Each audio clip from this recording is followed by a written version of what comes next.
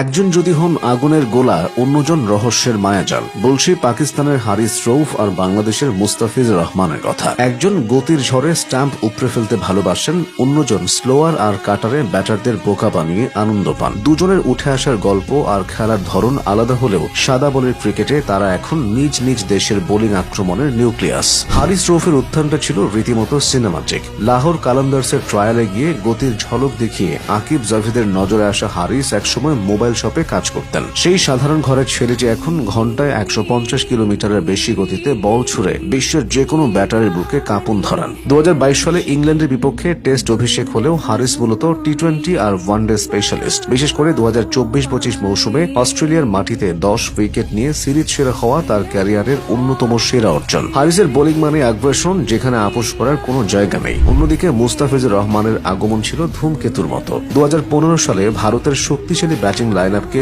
একাই ধসিয়ে দিয়ে আন্তর্জাতিক ক্রিকেটে তার যাত্রা শুরু। দ্য ফেজ ডাক নামে পরিচিত এই বাঁহাতি পেসারের বড় শক্তি হল তার গড গিফটেড স্লোয়ার আর অফ কাটার। ডেথ ওভারে ডট বল দেওয়ার ক্ষেত্রে মুস্তাফিজ এখনো বিশ্বের অপ্রতিদ্বন্দ্বী। টি-20তে 300-র বেশি ডট বল করার বিরল রেকর্ডটি তারই দখলে। আইপিএলে সানরাইজার্স হায়দ্রাবাদের হয়ে তার শিরোপা জয় এবং প্রথম বিদেশি হিসেবে এমার্জিং প্লেয়ার হওয়ার গৌরব তাকে এক অনন্য উচ্চতায় নিয়ে গেছে। ব্যক্তিগত অর্জনের ঝুলি দুজনেরই বেশ ভারী। হারিস রৌফ বিগ ব্যাশে হ্যাটট্রিক করে প্রথম পাকিস্তানি হিসেবে ইতিহাস গড়েছেন। 2025 এশিয়া কাপেও তিনি ছিলেন দুর্দান্ত ফর্মে। অন্যদিকে মুস্তাফিজ 3বার আইসিসির বর্ষসেরা ওয়ানডে দলে জায়গা করে নিয়েছেন এবং একবার টি-20 দলেও ছিলেন। মুস্তাফিজ যেখানে বাঁহাতি অ্যাঙ্গেল আর চাতুর্য দিয়ে উইকেট আদায় করেন, হারিস সেখানে স্রেফ পেশি শক্তি আর এক্সপ্রেস গতি দিয়ে ব্যাটারদের পরাস্ত করেন। মজার ব্যাপার হলো দুজনই পাকিস্তান সুপার লিগে লাহোর কালান্দার্সের হয়ে খেলছেন। গতি বনাম কৌশলের এই লড়াইয়ে কে সেরা তা নিয়ে তর্ক চলতেই পারে। তবে দিন শেষে হারিস রৌফ হলেন সেই বোলার